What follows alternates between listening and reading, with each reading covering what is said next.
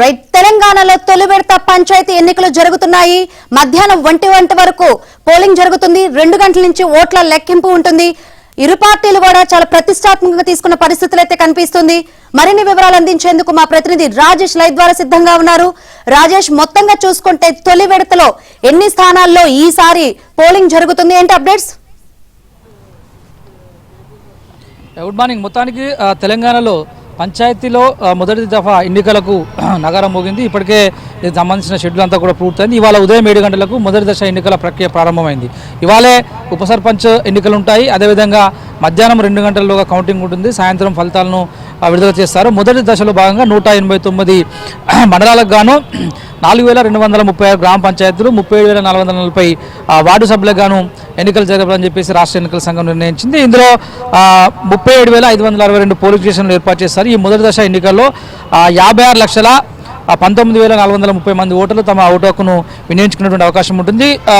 27 లక్షలకు పైగా పురుష ఓటర్లు ఉన్నారు. అదేవిధంగా 28 లక్షలకు పైగా మహిళా ఓటర్లు ఉన్నారు. రాష్ట్ర వ్యాప్తంగా జరుగుతున్నటువంటి మొదటి దఫా ఎన్నికలు 189 మండలాల్లో జరుగుతున్నాయి. దీనికి సంబంధించి ఆర్ఓస్ కూడా ప్రత్యేకంగా అపాయింట్ చేసింది రాష్ట్ర ఎన్నికల సంఘం. 3591 ఆర్ఓస్ ప్రత్యేకంగా వీటి కోసం ఏర్పాటు చేసింది. ఇక రాష్ట్ర వ్యాప్తంగా ఏదైతే పంచాయతీ ఎన్నికలకు సంబంధించిన నోటిఫికేషన్ విడుదలైనప్పటి నుంచి 7,54,00,000లకు పైగా వర్తును కూడా పోలీసులు సీజ్ చేశారు. కొన్ని గ్రామ పంచాయతీలు ఏకగ్రీవమయ్యాయి, కొన్ని వార్డు సభ్యులు వీళ్ళలో వార్డులన్నీ కూడా ఏకగ్రీవమయ్యాయి. సో వీటన్నిటిని దృష్టిలో ఉంచుకుని మొదటి దశ ఎన్నికల ఫలితాలు రెండవ దశ ఎన్నికల మీద ఎలాంటి ప్రభావం చూపించకుండా రాష్ట్ర ఎన్నికల సంఘం కట్టుదిట్టమైనటువంటి భద్రతను ఏర్పాటు చేసింది.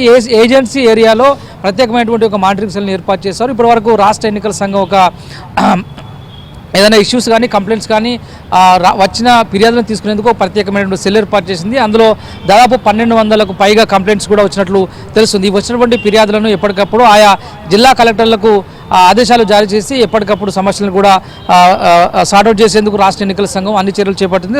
మధ్యాహ్నంలోగా మా కౌంటింగ్ ప్రక్రియ అంతా కూడా ప్రారంభమవుతుంది. సాయంత్రం 4 గంటల తర్వాత ఈ రిజల్ట్స్ మొదటి దశ పంచాయతీ ఎన్నికల రిజల్ట్స్ వస్తాయి. ఇదే రోజు ఉప సర్పంచులకు సంబంధించినటువంటి ఎన్నికలు కూడా పూర్తయ్యే అవకాశం కూడా ఉంటుంది. రైట్ రాజేష్.